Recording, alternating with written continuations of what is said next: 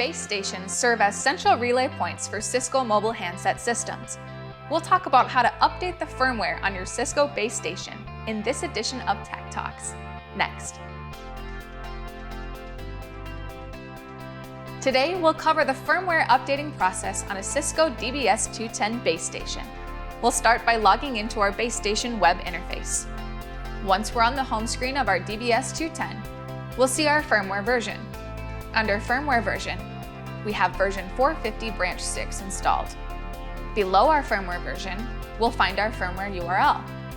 This firmware URL is pulling the update server address, which is the address of our local system. Now we'll want to pull up our TFTP and take a look at the directory. In the root of our TFTP server, we'll see two different firmware files, starting with 6825. These are the handset firmware files. We see that the first handset has a firmware of 450 branch 5, and the second handset has a firmware of 450 branch 7. Additionally, we have two firmware files for our DBS210 base station, which are 450 branch 6 and 450 branch 8. Now let's switch back over to the web utility and navigate to the Firmware Update tab in the menu on the left-hand side. Now, in the Firmware Update Server Address text box, we can specify our server address. To place our files in a subfolder, we can simply specify the folder path in the Firmware Path text box below. For this demonstration, I'll just leave them in the root of our TFTP server.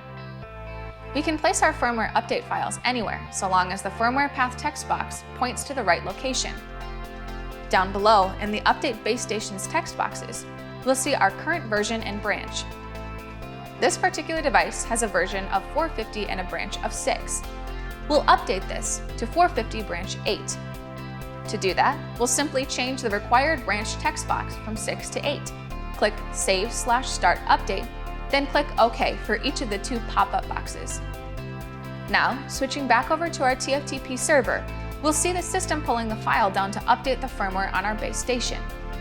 This process will take anywhere from about 3 to 6 minutes, so sit tight.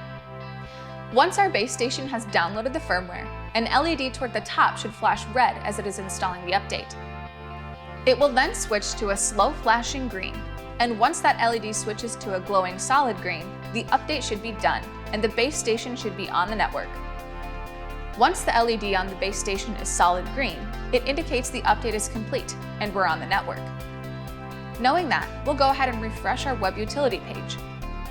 On the login screen, we'll select OK, as login credentials are already reflecting, and then navigate to the Home/Status tab.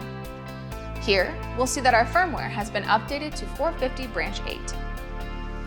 And just like that, you've updated your Cisco base station's firmware. Thanks for watching Tech Talks from Cisco. We'll see you next time.